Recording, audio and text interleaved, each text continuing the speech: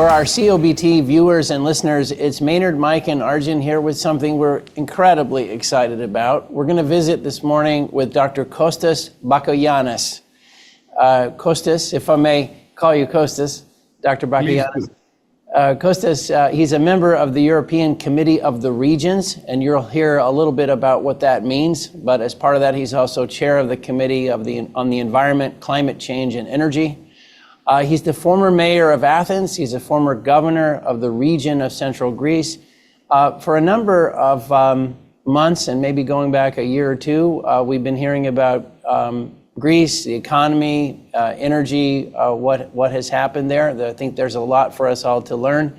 But also when it comes to pan-European energy, environment, climate discussions, it's obviously a shifting environment. It's a really important discussion. And let me just stop by saying, Dr. Bakoyannis, we're so happy to have you. This is really going to be fun. I know from visiting with you a little bit last week, there's a lot of topics here, and we're really going to enjoy getting into it with you. So thank you for joining. Thank you so much for the invitation. I mean, it is a pleasure and it is a privilege. And I must say, congratulations on being able to pronounce my last name. Well, let's see if I can keep it up. But I mean, it just rolls off the tongue. I must have some Greek in my history. I'm going to consult the family tree. Clearly. Well, obviously, to turn to you and ask about the markets, Mike, I hope thank you for not keeling over the last few days. But why don't you tell us what's happening today? Yeah, Maynard, it was good and bad today. All I can say is Trumpitility is alive and global fear is high. I mean, the easiest thing to do right now is panic. Don't. I mean, the time for panic was weeks ago, not today, because panic is consensus. And that doesn't mean we're not going to go any lower, but it doesn't make any sense to panic. Everyone's piling on right now. It's best to step back and see how things play out. And I think that's what you'll hear from Arjun as well later on. As far as, what's been on people's mind, obviously global tariffs are the biggest market story. The S&P is down roughly 12% over the last 5 trading days. And this is not just a U.S. market phenomenon. It's also happening in global equity markets where you're down 8 to 12% in those markets over the same time frame. So how much fear is there dialed into current markets? If you look at the S&P volatility index, it trades at roughly 55, but it traded as high as 60 on Monday, which was the 3rd highest VIX reading in the last 30 years. Only surpassed by last year's flash crash. People forget about that. And prior to that, the 2020 COVID crash. And prior to that, the 2008-2009 financial crash. So this is historic type, decade type volatility and fear. This is why we're saying it's not time to panic. The market's already panicked. So what happened in equity markets today? Today, U.S. equity markets opened up strong. The S&P was up around 3.5% before ending the day down about 2.5%. And so, what today is, telling me that this was not the buy the dip rally. This was more of a sell the bounce rally. And I think that's what's going to probably continue here. So what levels might investors be looking to step into equity markets? I think, the market blew through its 50-day, its 100-day, and I think the next level people are looking at is a 200-day moving average. That's around 46.75, and that's about 6 to 7% lower than we are today. So I think that's where people start to maybe buy the dip. The interesting thing today about the markets is a 10-year bond yield actually went up to 4.25%, and that's actually at levels that are higher than the April 2nd day of liberation. And I think it's really interesting because markets are kind of conflicted between this tariff-induced price inflation risk and basically U.S. recession risk. And I think the Fed is basically going to be conflicted by it as well. And that's why I think the bond market is kind of going up here, because they view more of the inflation issues higher than sort of the recession issue. As far as, where bonds go over the next, 2 or 3 days, the March CPI and PPI are going to be reported on Thursday and Friday, respectively. If these inflation gauges come in cooler than expected, then that's probably going to give conviction to bond traders that the Fed is going to potentially cut, and they may potentially cut as early as the May 7th FOMC meeting that is coming up. So, That's that. As far as crude oil has plunged from $72 a barrel on April 2nd to $58 a barrel today. And that's the lowest since March of 2021. And this plunge is not only due to the tariff issue, but I would say mostly it's due because of OPEC Plus, raising their May oil production estimates to roughly 400,000 barrels a day onto the markets. That was 3 times expectations a month ago. And so that is basically the issue. The issue is OPEC Plus, basically putting more barrels into an oversupplied oil market. Okay, and so, why? I guess the question is, why is OPEC aggressively increasing now? And I think there's 3 theories that are been thrown out there. It's the first one is Saudis looking to get OPEC cheaters like Kazakhstan and others in line. The second is Saudi looking to lower oil prices to kind of stay in the good graces of Trump. And the third reason is, they're lowering oil prices in order to bring Iran to the bargaining table, the nuclear bargaining table. You've heard Trump talk about that quite significantly. And so I think, these issues are a bigger issue than the Trump tariff issue. But, recession in the U.S. as well as potentially global recession can't be discounted as well. So that's, what our thinking is there. Now, as far as energy performance, the worst performing S&P energy sector is energy over the last 5 trading days. It's down about 18%, and that's mostly due to an 18% pullback in WTI price. The biggest energy subsector underperformer is oil services, and they're down about 27%. And the reason they're down about 27% is because most people were more in the camp of, say, a couple months ago that, guess what, the second half of 2025, there might be some activity increases and some pricing increases for oil services company. That is definitely changing. There is not going to be any activity increases, and at best it's going to be flat. And there's going to probably be marginal pricing decreases from here. And so that's what's going on in the energy market. So that's kind of a wrap up. I wish I had better news, Maynard, but we'll hand it back to you. All right, great. Arjun, what would you throw in about today's turbulent world? Yeah, thanks, Maynard. So I want to build on some of Mike's comments and really put some of this into a little bit of a longer term perspective and how we're thinking about things. And I alluded to some of this in Super Spike, but when we look at these sort of major correction periods and we differentiated the COVID deep trough and the great financial crisis, which we view as sort of general macro events that impact all sectors, from kind of the energy dedicated ones, which we might call 2014, and it was a little before our careers, 1986, where you were clearly at the end of the super cycle, and then we had a multi-year downturn after that. We think this is more macro specific. There's some OPEC noise that Mike alluded to that clearly is making it a little bit worse for energy right now. But from a big picture standpoint, what does a trade war really mean? And I think we're struck by a couple things. First, it does feel like this 30-year period of sort of, whatever you want to call it, unbridled free trade may be coming to an end. And I remember very well Ross Perot's election campaign back in 1992, railing against NAFTA, and that giant sucking sound was his phrase, which were jobs that were going to go from America to Mexico. And I think some people, he did actually get a good vote, but I think some people laughed at it or thought, hey, free trade's the way to go. And maybe there was some wisdom or at least some foresight in what Mr. Perot was highlighting at that point in time. But regardless, NAFTA happens. And for that first decade, did it really matter for the energy sector? I don't recall it having a big impact. So you have a big trade event like that, energy went about its way. In a very different environment in 2000, China becomes most favored nation status and joins the WTO. When that first happened, I remember taking note, but we also didn't call for a super cycle the next day. We did track how things went. And, I was at Goldman at the time. This was a big call we made that we noticed non-OPEC supply was disappointing despite more aggressive CapEx. And then we noticed oil demand was surprising to the upside despite higher prices, driven by China joining the WTO and gaining free trade and all this kind of stuff. So we ended up with a big super cycle call, but we followed the data. We feel a little bit like we're in that camp now. Now, in the short term, there's a lot of concerns about recession. We got OPEC raising supply. We're not trying to sugarcoat any of that. But I think a lot of the calls that we're now going to fortress America in protectionist mode, I think we're going to have to see how this all plays out.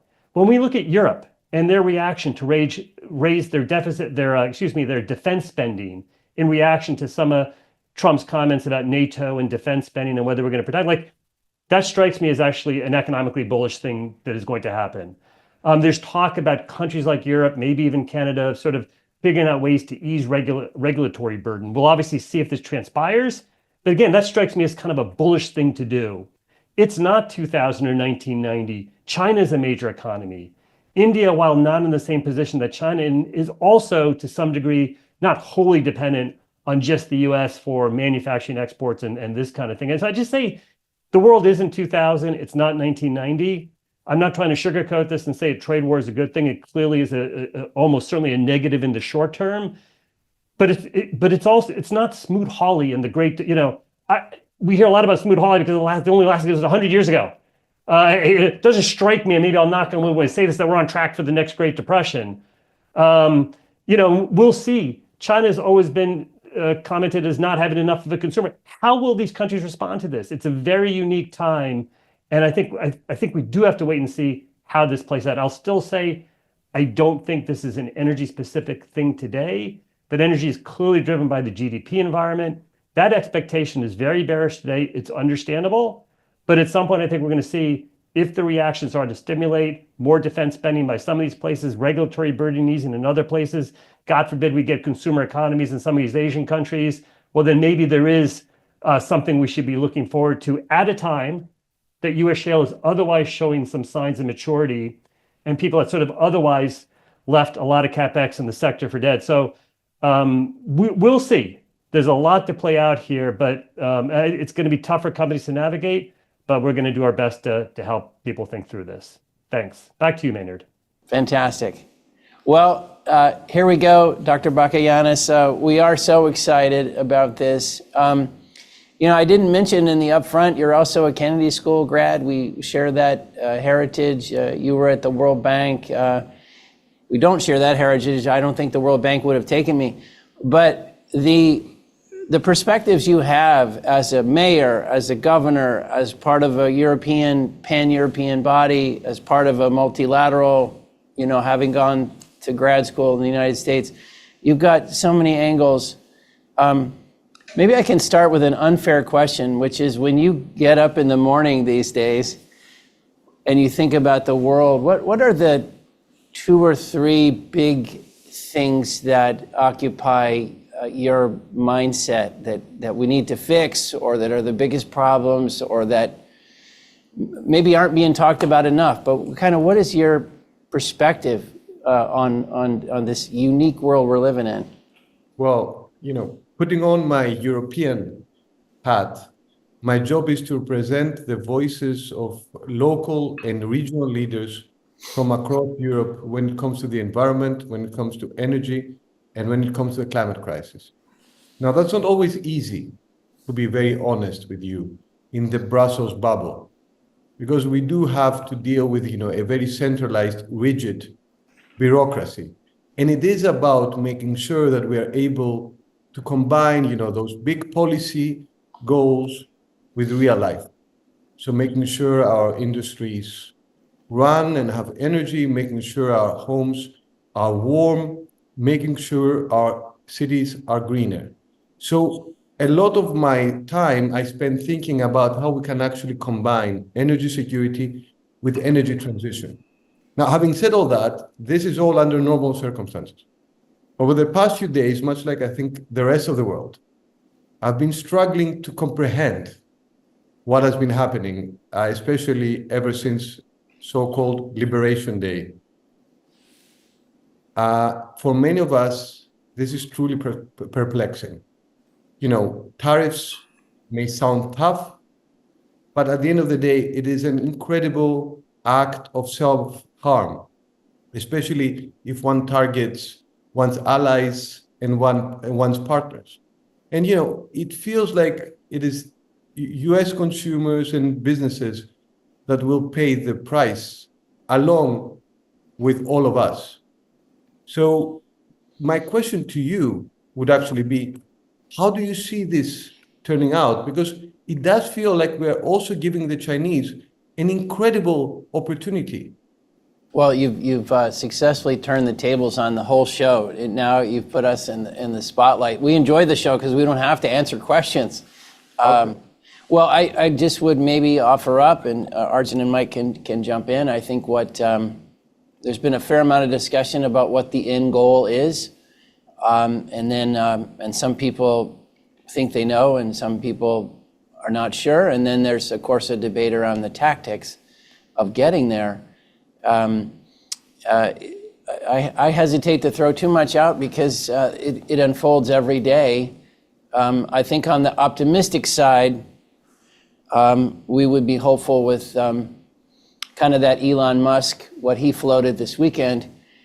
We're going to go through some pain, but maybe this results in a lot of improvement on multiple sides of the equation. And ultimately, it does seem like people broadly agree that the Chinese have aggressive trade tactics that need to be addressed, whether you're U.S. or Europe or Canada. So that's a waffly answer, but could I ask you one question that always comes up with Europe? Arjun's laughing because he thinks I maybe dodged that reasonably well, but energy in Europe just comes up all the time. And I think, guys, when we had Chris Wright on, he said, if you don't have energy right, you can't, like, that's the starting point for everything. And Europe has had this decarbonization mindset around energy, probably to its detriment. What would you say about the attitudes right now around energy in Europe and industrial capacity and jobs and the economy? Like, where is, I know it's hard to say, but where is that discussion right now in Europe? Look, let me start with the big picture. I mean, what's been happening right now around the world is and should be a wake-up call for Europe. We actually have a lot of work to do on our own. Even before, the Trump tariffs, we have been suffering under our internal tariff regime, which basically translates into self-imposed rules and lots of red tape. So it's about time we actually tackle those challenges and we move forward with long overdue reforms. But when it comes especially to energy, I very much believe in a common sense policy and in energy realism. And what am I trying to say? Often we are told in Europe, and I think also in the States, that we have to choose, that there is a dilemma. Well, this is a false choice. We shouldn't have to pick between a clean environment and a strong economy. We shouldn't have to pick between security and sustainability. And if you look at Europe's progress since, let's say, the early 90s, you will see that we have been able to cut our CO2 emissions by, if I'm not mistaken, over 30%, while grow our economy by close to 68, 70%. So it can be done, but one needs to be clever about it, flexible, and always open to new ideas and innovation. Could I ask you maybe on Greece, because this is something that I think it was our friend Martin Houston first pointed this out to us, that Greece has had a pretty balanced approach to energy. It's had, I believe the country is kind of half wind and solar, half natural gas. So it's been pro-gas, I guess you could say. But could you talk a little bit about Greece's approach to energy and what we've all can learn from that? Absolutely, because I think that Greece is actually a proxy for what's possible. But before I go there, if I quickly may just say one thing that I think you all know very, very well, but it's worth being very clear about. Europe is still for gas, but gas has been weaponized by Russia. So in a way, we were forced very quickly, almost violently, to deal with a new reality. And we had to make an adjustments, which actually led to prices going up. I mean, the marginal, the marginal energy for us is gas. That's clear. Now, what's happening in Greece? Since 2005, we have been able to actually cut coal by over 90%.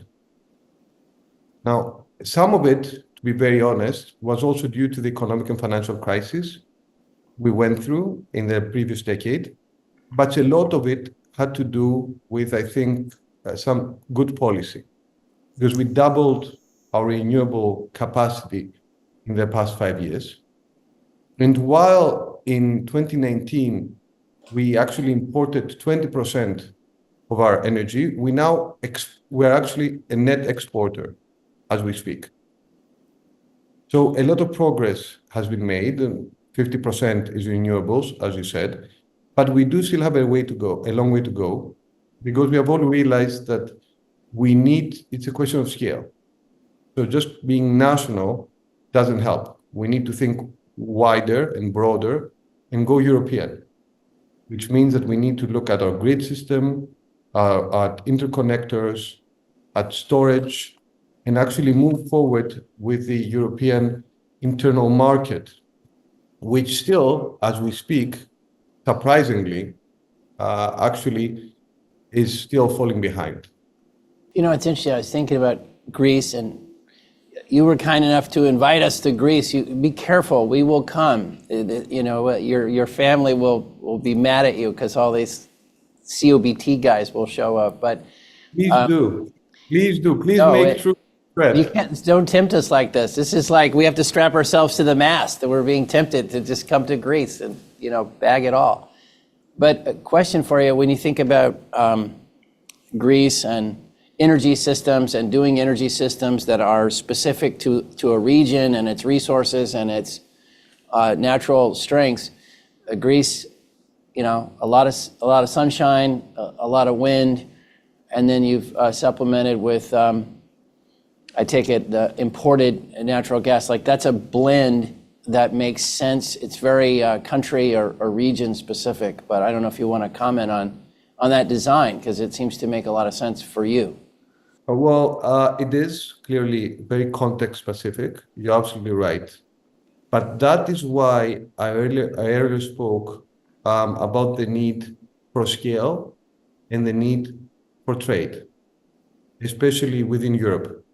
You know, the one way we have balanced renewables in Greece is by exporting. You know, when we have too much wind or when we have too much sun, and also importing when these are not available. It's common logic. So here the key is interconnection. Now, this may sound very, very obvious to you, but I'm sorry to say, but it isn't that obvious within Europe as we speak. Lately, progress has been made, especially on the level of the European Union. New funding has been allocated and priorities have shifted, but we still have some way to go. So you have two amazing trends that you're part of there from Greece. You know, the Ukraine is very close to you, and so from a security standpoint, you are front line or very very close to a very sad and scary situation. The other thing you mentioned is trying to bring a perspective of, as you said, kind of regional thinking to a federal or to the Brussels system. So these two battles, these are both big battles. Would you mind commenting on how it informs you to be that close to literally war, and also what it is like to try to go to Brussels and explain, hey, okay, at the street level in Greece, here's what's going on, and here you guys need to listen to some of our concerns. Well, actually, we have two wars as we speak. We have the war in the Ukraine with the unlawful, invasion of Russia, and we also have a war in Gaza that's developing as we speak. We are very close to both fronts. Yeah. And at the same time, Greece, if you look at the map, we share a border with Turkey. which, let me put it as politely and diplomatically as possible, isn't always the most predictable, open, and friendly ally or partner. There are tensions there. So again, here, energy plays a big role. Let me give you an example. We're now moving forward with the interconnection from Greece, so basically from, let's say, the European continent, to Cyprus and to Israel. Now, that will mean that Israel will be connected to Europe. Now, that's huge. I mean, it is groundbreaking, literally. And but for- that is a transmission line you're referring to. That is the transmission line, exactly. We're talking about electricity. Now, that is huge, and you can understand and imagine what it means for Israel as we speak. But it's not just in a question of economics or of energy policy, it's also a question of geopolitics, how we can actually move forward. And it is something which actually brings us all closer together, brings Jerusalem closer to Nicosia, Nicosia closer to Athens, Athens closer to Brussels, and Brussels closer to Washington, D.C. So you can see, I think it's a good example of how, let's say, a relatively small regional issue can actually become, a big international question. Yeah, Dr. Bakoyannis, I mean, I am definitely going to take up your offer to visit Greece here very, very soon. So we'll be coming soon.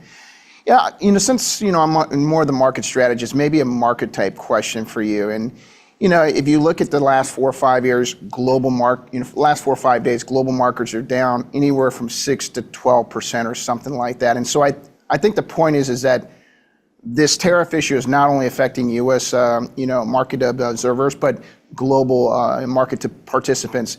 Now, the interesting thing to me is that yesterday we were talking to one of our partner companies, and he asked one of his siblings. He told one of his siblings. He said, markets are down a lot.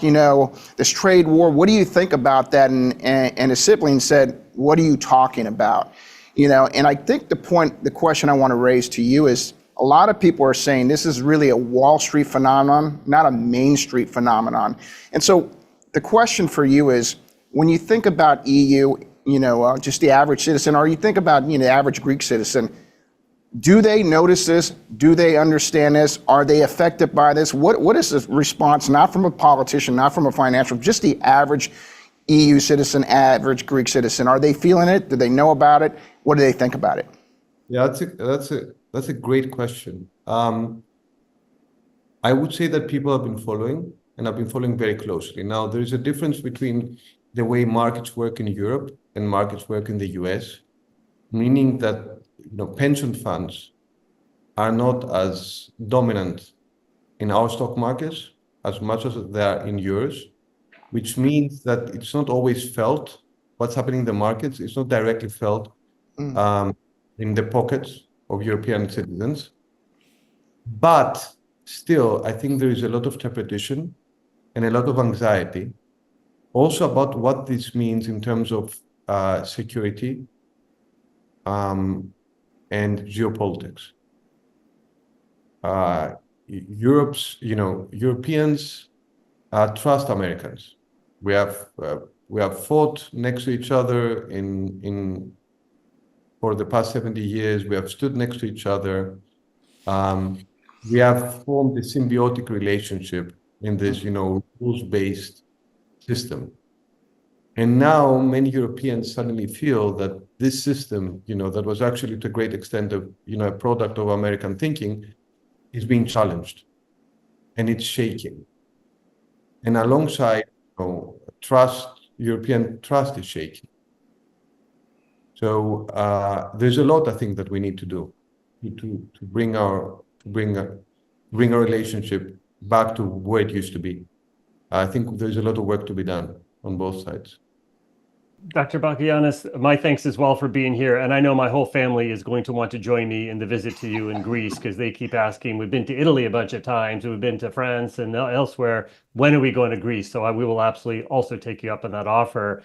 I wanted to come back to your comment about your belief in energy realism with sort of my burning question about how Europeans in the EU think about, quote, energy transition. And I appreciate that in Europe, unlike, say, in the United States and Canada or Russia and the Middle East, there isn't this giant oil and natural gas resource. And so there's a logic to transition separate from the climate or environmental concerns. It makes more sense, irrespective of where solar panels or wind turbines come from, that once they're up and running, you no longer have to import those molecules from somewhere else. And hopefully you have storage and batteries and backup. There is where my realism point comes in is I feel like it's taken to an extreme where countries that maybe do not have a lot of sunshine, unlike Greece, perhaps north of Greece, have said we're going to rely on solar and wind, which I find perplexing. And I understand their local decisions to say, get rid of your nuclear industry or to protest North Sea oil fields. But at the end of the day, Europe's carbon emissions are small relative to the developing world. Europe's done a lot in terms of energy efficiency, much better job than we have in America. You don't drive massive SUVs like we do. I'm very respectful of that. But this desire to sort of keep the North Sea shut in, to not procure your own resources, it's not going to, you absolutely have to do energy transition. It's never going to be big enough to meet unbridled demand. But why I'm going to use an American term, the ideology towards only renewables and things like green hydrogen, which to me seem like they're very long-term in nature. It feels like it lacks realism, and it's always my frustration when I look at Europe. Sorry for being so blunt, sir. No, I'm happy you're so blunt, and thank you for the question, because that will allow me to answer equally bluntly. Yes. It's not about ideology. It's about common sense, and it's about survival. And of course, when we talk about Europe, you have to remember that different countries, different ways of thinking, different cultures, different economies. So there is a lot of diversity within the European Union. We are not as advanced in terms of our federal integration as the US is. I mean, so much is clear.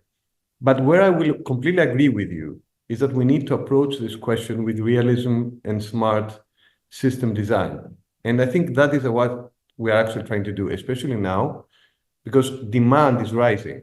I mean, you know it very, very well, with AI, with electrification and digital infrastructure, there's a lot of demand. So we need every tool available. And that's what we're trying to do. So wind and solar are the cheapest forms of power. I mean, that's clear, but they cannot do it alone. So we need a full mix. You know, we need batteries, which you mentioned. We need hydro. We need geothermal.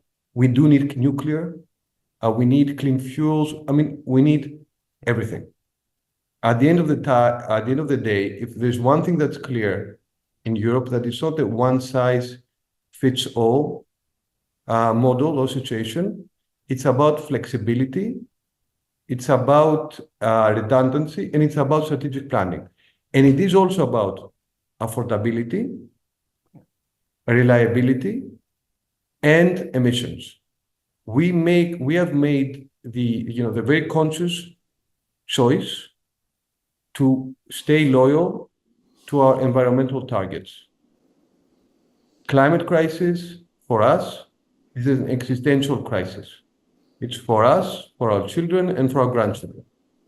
I mean, even I was listening to the podcast with the U.S. Secretary of Energy. He said it himself at the end of your conversation, that it is a huge issue. It's a real and present danger. And we cannot afford to just put our heads in the sand. And yes, you may say that we are overly optimistic, but we believe that we can do it. We believe that we can stick to our targets and at the same time grow our economies and at the same time defend our communities against aggression, be that including aggression from the north, from Russia. If I just follow up there on sort of the environmental point and the notion of significant concerns about the climate, and I respect those viewpoints. When I look at what President Trump is doing with his tariffs, without actually agreeing or disagreeing with them, to the extent some portion of our manufacturing base whether it's a lot or too much, who knows, has gone to China, which burns a lot of coal, which has some definitely challenging human rights situations with workers, which is very different in the US. You cannot employ slave labor, at least anymore in the United States. We have much stricter environmental standards.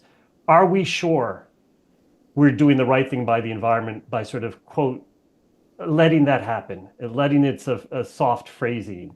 And I think it applies to Europe as well, where I have no doubt Europe has strict labor and environmental standards. And are we sure we're doing right by the environment by de facto having the developing world produce so much of our goods?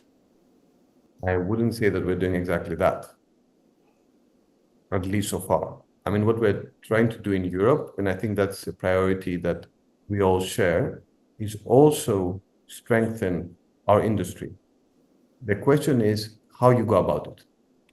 And at the end of the day, I think there's a larger issue and a larger point that we can make and we can agree with. Europe and the United States and Europe need to work together. Whenever we have stuck together, we have made it through thick and thin. It's important to safeguard this partnership, especially now. So, you were mentioning earlier the tariffs. Right now, if you listen to the latest, statements coming out from Brussels, Europe is coming to the table with an olive branch on one hand and a bazooka on the other. What are we basically saying? We're saying that we do want a deal. We do want an agreement. We are free traders, but we realize that free trade means fair trade, which means equal trade. There's no question about it. We do want to de-escalate. We do want to go to rule-based trade, and that's why we have proposed a 0-for-0 tariff deal. We actually did that weeks ago, a win-win situation. And we hope that we will be able to do it and make it. If not, we do have a bazooka. It's fully loaded. It's a new policy that will allow us, to essentially, it would mean that we would go into an open trade war. But nobody wants to go down this path. And this is especially important because if we're talking about China, we need to face China together. We need to present a common front. I think the worst mistake we can make is to let anyone or anything divide us. On this, Dr. Bakoyannis, that's a great point to pick up on, which is the West being strong and united, whether you're dealing with Ukraine or Chinese trade policies or whatever the threats are. This is a very important thing. Do you see what's happening here as the US and Europe and Canada and basically the West, we have to get our house in order collectively before we can turn together, united on some of these challenges? Is that the way to think? Like, we're having a family feud, maybe you'd say, we're having a family feud, but there is a chance in this that, post-feud, everybody's agreed, we have our act together, we're united on these things. Now we're going to turn to these bigger challenges. And you should unite before you face the bigger challenge. Is that the way to think about what's happening here, or is that is that wishful thinking? I'm reminded by a great U.S. president, FDR, who, when Europe was under Hitler's boot, in one of his famous fireside chats, he said, when your neighbor's house is burning, you actually, you give him water. And that's what the US did back at the day. And after the Second War, created this post-war liberal system and essentially set the foundations for our common house. This is a house in which, our Western family lives in. Many people in Europe right now, rightly or wrongly, feel that this house is shaking and is falling down, that the roof is falling down on our heads. So this is not the moment to actually, this is not the moment to actually throw more, or gas into the fire, to continue with analogies. This is the moment to actually sit around the table, not without, without threats or blackmail, or, we're all reasonable people. We all want what's good for all of us, and just find a win-win compromise for everyone concerned. And I think it is doable, by the way. Could I ask you one question, which is, it picks up on another theme you had, which is, well, in the beginning you were talking about the interactions of energy policy and national security. And national security has, in the last 5 years, has run up the priority table for everyone for a lot of reasons. As you think about Europe and national security, and you're a political and economic and man on the street expert, so I love asking you these questions.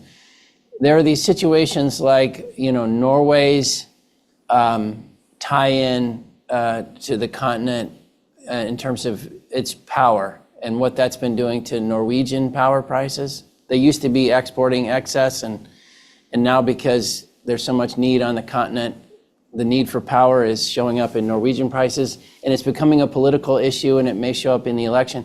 I guess what I'm asking is, what insights would you tell us about intra-Europe and the trend towards more interconnectedness versus the trend towards perhaps less connectedness driven by national security / politics / voting? How do you think about those issues?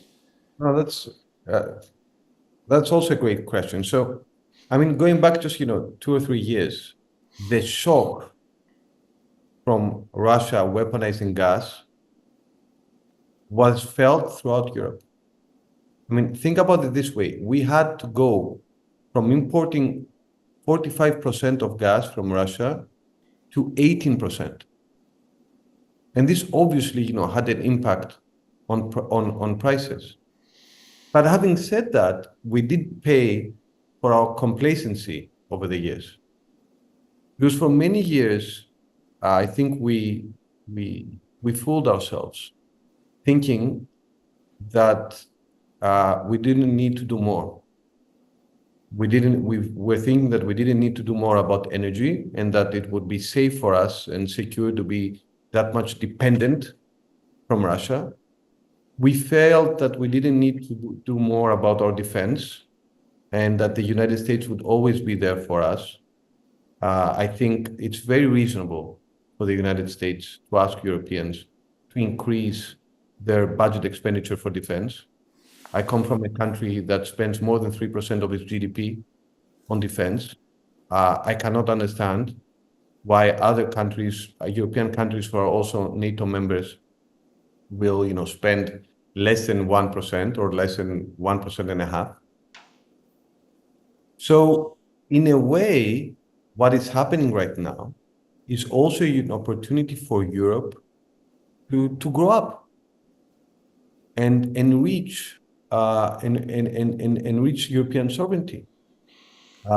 So maybe in a few years we'll be looking back at this difficult moment and realize that this has been a key moment in European history. I sure hope so. Would your instinct be that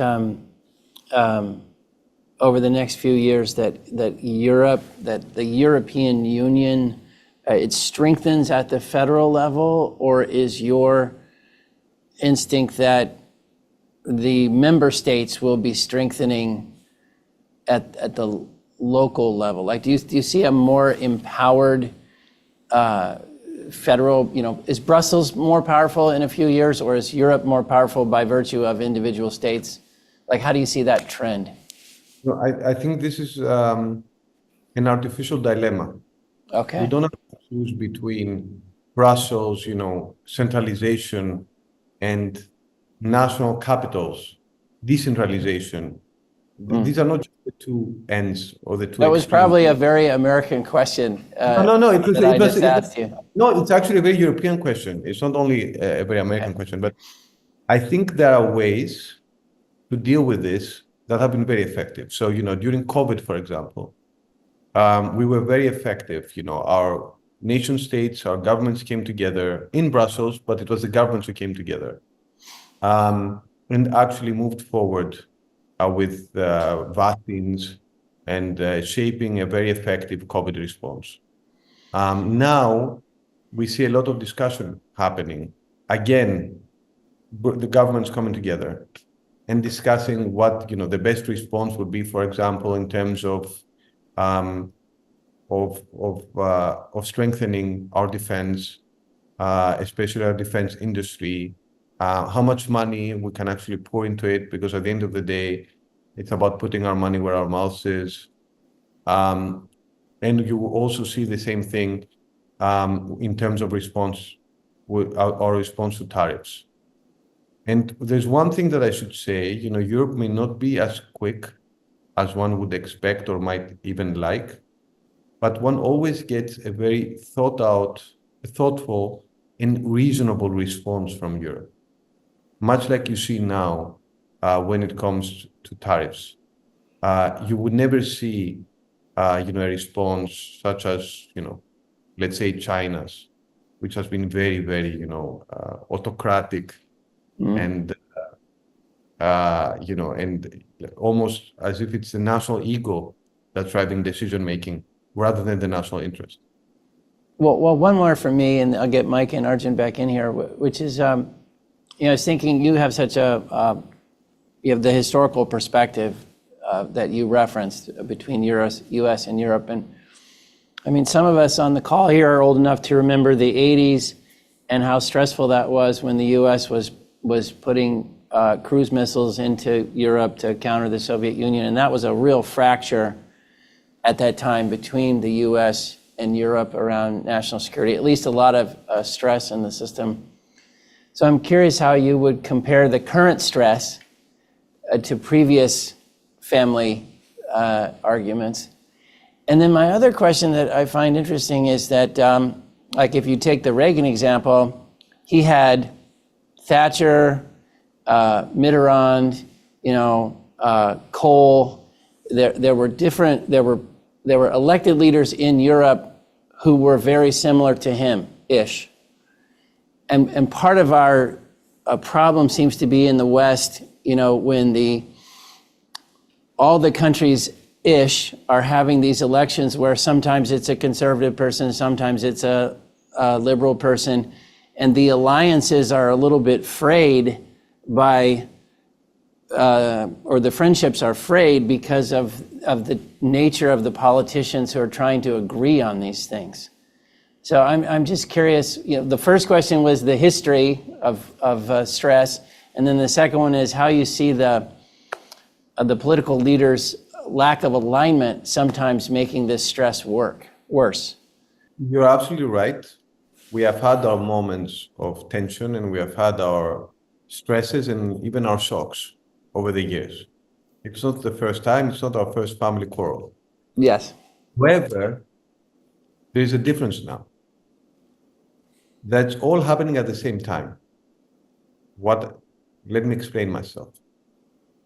Right now you have economic tension because of, let's say, amongst others, the recent tariff decisions.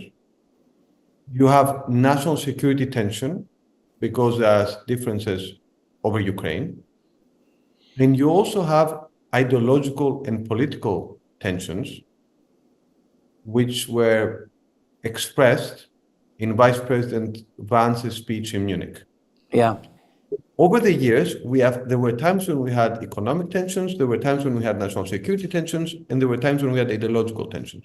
This is the first time, at least since 1945, that it's all happening at the same time. Wow. So Okay. this is one can describe this as a perfect storm. Coming to your second question, you need to make a very clear working assumption, which is the following. All European leaders be they, center right or center left, conservative or progressives, they want to work with the United States. That is clear. The United States is the indispensable partner and the natural ally of all European governments. There's no question about that. And it's not just by necessity, it's also by choice. If you go back to the leaders you just mentioned, they all worked together under the Reagan administration and the Bush 1 administration. Thatcher was a neoliberal. By the standards of the time, she was too very right-wing. Yeah. Kohl was center-right, much more center than right. And Mitterrand, the French president at the time, was a die-hard socialist. All three of them worked very, very well with both Presidents Reagan and President Bush because they knew that it was in their interest. It's the same now. It is a mistake, if I may say so, if one reads Europe, to analyze Europe based on ideological or political fault lines. Because what unites us in terms of our national interests, it's much bigger than what could divide us politically or ideologically. Yeah, Kostas, we've talked a lot about the EU sort of macro here. Maybe if we can go into sort of the Greek micro issue. And before I walked into this room today, I was looking at the U.S. 10-year rates, and we're around 4.25%. And it struck me that Greece is like 3.25% on their 10-year. And so that just kind of struck me that your rates are lower than our rates. Maybe that's because of U.S. currency, with the U.S. dollar.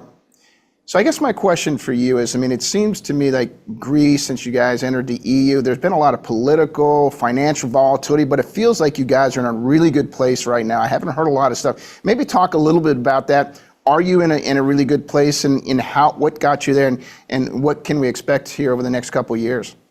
Thank you for giving me the opportunity to very quickly just, write a postcard from Greece. You may remember that 10 years ago, the previous decade, we went through a horrible, terrible economic and financial crisis. It was actually the worst economic and financial crisis in the history of modern recorded economics in peacetime.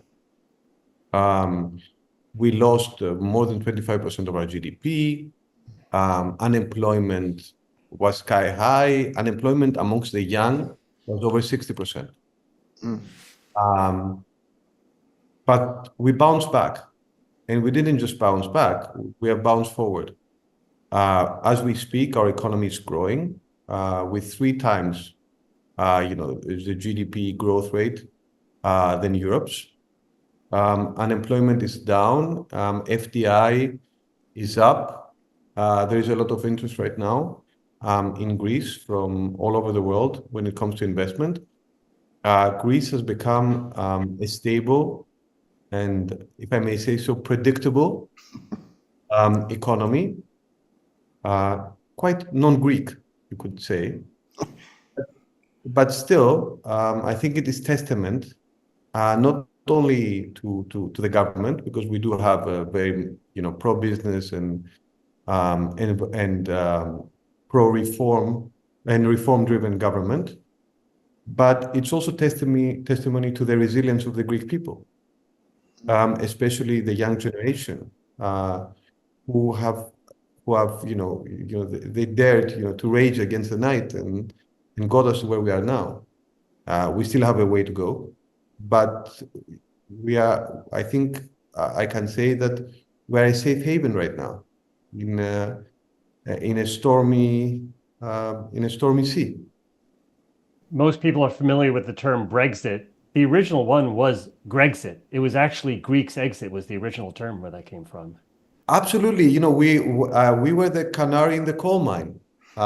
We elected in 2015 at the darkest moment of our economic and financial crisis. We elected a radical leftist government, and that is where populism collided with reality. And we learned a lesson. It was a tough lesson, but we learned our lesson. And that's why you will find in the Greek political system right now a consensus around what's important, be that key economic decisions or key political decisions. So I think there's a lot of reasons to be optimist right now, when at least Greece. Well, I'm an optimist by nature. And so I look at this currently very trying time, and I very much respect and appreciate your commentary that in the long run, and probably even in the short run, America and Europe are better off together. And if there are differences, and we can debate how these differences have now come out in the public realm, but we do need to resolve them. If I'm to take an optimistic spin on this, and I observed this reaction in Canada, which up until 10 minutes ago was also a very friendly allied nation, and Europe, it has been the outrage you all feel towards the actions we've taken. I'm actually not going to pass judgment on his actions. I'm just going to observe the outrage that you've seen and say, what good is going to come out of it? And so you've already mentioned the defense spending. That is going to go up across the board in Europe. I view that as a good outcome. It is something in the US presidents going back, W. Bush, Obama, et cetera, have also tried to get happen. That's happening. The other element is the regulatory regime in Europe. And I feel like I'm hearing things that there is a recognition amongst some in the EU that perhaps some of the regulatory burden on your industry has gone too far. As you all sort of come together and want to push back on what you might view as this attack on Europe from the Trump administration through the tariffs, how do you see the regulatory environment shifting? Is this a moment? I feel like the defense, you all are going to spend the money. I can't tell if the regulatory burden, and when I say you all, I mean the preponderance of European countries that were not already at the 3% that you mentioned Greece is at. On the regulatory burden, that's where I'm not so sure whether the easing will last. I wonder if you can offer any comments there. For me, this is the key European priority. If we want Europe to retain its position in the world, we need to change. And as you guys said earlier, we need to put our house in order. Now, I don't know whether you have followed, there have been 2 reports by 2 former European prime ministers, the Letta report and the Draghi report. Draghi was also the head of the European Central Bank during the economic and financial crisis. Now, both of them essentially agreed on a roadmap for Europe's future. And they said something which is very, very simple, but very, very clear. We may be talking about, US tariffs, but we have our own internal tariffs. I mentioned these before. We have those self-imposed rules and red tape that hold us back. And the cost of these is dramatic. So now we do have the opportunity to move forward with accelerating our single market. Some steps have been made. For example, the recent Clean Industry Act that has been proposed in Brussels has been a step in the right direction. But we do still have we have a lot of work to do. The good news is that there seems to be a political agreement on this across the board. We will have a new German government within the next few weeks. The elected chancellor, let's say the chancellor-to-be, seems very driven and very committed. And Germany is, the locomotive of Europe. So I do hope that we're going to see things happening very, very quickly that we haven't seen in the past few years. This is always, also, the European way of doing things. It takes a while. We drag our feet. We are slow. And then suddenly, within a few weeks, a lot is happening at the same time. I'm actually not sure we're any faster. Our system of government was meant to be deliberative and slow moving with checks and balances, but we've had this creep of executive orders. It did not start with Trump.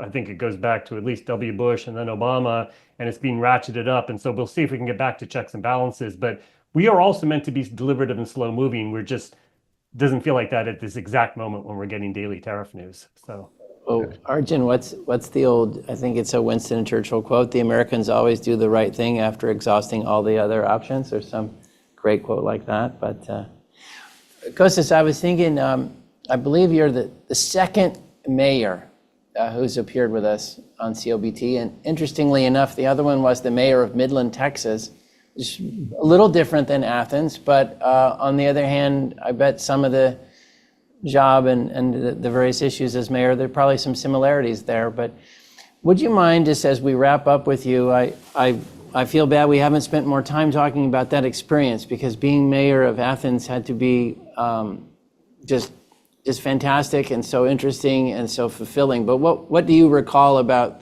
those days and your most fun or most challenging moments as the mayor? Well, it's been the honor of a lifetime to serve as mayor of Athens. Most of you know Athens for its ancient history, its ancient glory, but Athens is a modern, a vibrant, a dynamic metropolis. Right now, we're doing quite well.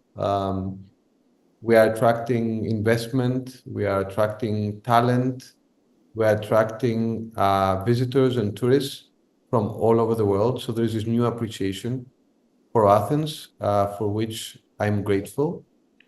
Now, but overall, I've been in local government for 15 years, and it's always been about crisis management. It was the economic and financial crisis first, that was followed by the refugee crisis. Greece was at the forefront, the front line of refugee and immigration waves that we had to deal with. After that, it was COVID. Now it is the economy, energy, Ukraine. It's always about crisis management. So I think the key lesson is about, being flexible, being quick, but at the same time being thoughtful, and making sure one gives oneself the time and the space to think through options and also listen. For us politicians, very often we tend to, I think quite mistakenly, put politics over facts. But facts are quite stubborn, and we need to pay attention to them. Can I just ask you one last question in the spirit of we do need to make sure what has been a fabulous family finds a ways to reunite and stay strong. What would your advice be to us here at Veritan? As we love having voices like yourself. We love kind of focusing on the issues and just trying to understand what they are. Be a place where you can express all the opinions. What other opinions or views or topics or speakers do you think it would be really useful for us to have as we keep trying to build the geopolitical dialogue, the energy dialogue, the all these important issues as we try to help? Any advice for us? Well, sometimes it feels that we are far away from each other, but we're actually quite close. And you see it in many, many ways. We are actually quite interconnected, economically as well. When it comes to LNG, the US is Europe's biggest supplier, and that's a success story we can build on. We don't often we tend to talk about what brings us apart rather than what brings us together. There are, I think, many influential and thoughtful people you can speak with in Europe. They will be better than I am and maybe more persuasive. And of course, I would certainly insist that you guys travel to Europe. The reason I'm stressing this is because I gained a lot myself when I came to the States. Not just to study, I studied in the Northeast, but also when I visited other states.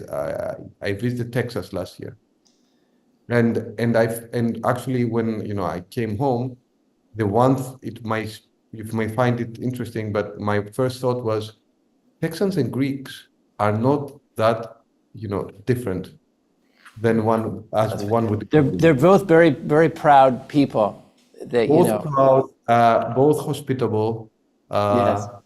both open-hearted, both warm. I'm just giving it, as a small example. I think there's a lot that we can talk about to bring us together.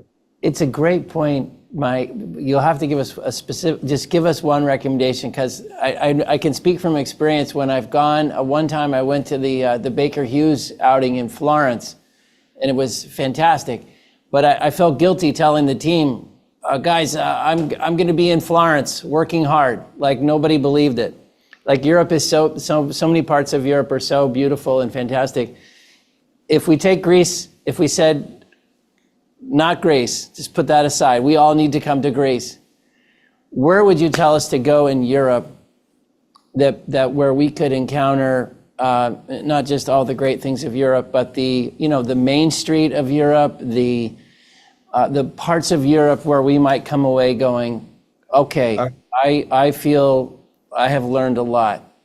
Because Americans, we tend to go to the beautiful places.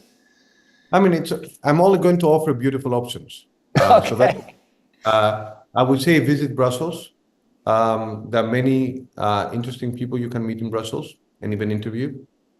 And do a tour of at least the main capitals. Berlin, Paris, Rome, and of course, after you have done all this, don't forget, you're very much welcome to Athens. Well, you've been very kind to us. That sounds like a dream reconnaissance trip. So thank you. I can do that, Maynard, if you're looking for a volunteer. Yeah, Arjun's volunteering. I'm looking for people to sacrifice. So heroic.